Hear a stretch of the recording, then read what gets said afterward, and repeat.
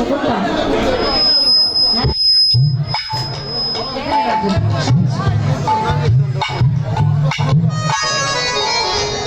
ঠিক আছে, যা কিছু আছে সবকিছু নিয়ে আসে। ঠিক আছে, এবার সুবিধা চলেছে। এবার রাধারানী মনে আর কিছু নেই, তাহলে আমি পুজো কিসে করবো?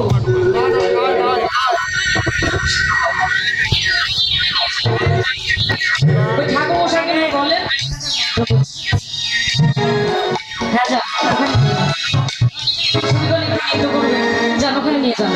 আমার রাধারানী মনে মনে ভাবছে যদি আমার ননদিনী থাকে তাহলে আমার মনোবাসনা পূরণ হবে, হবে না।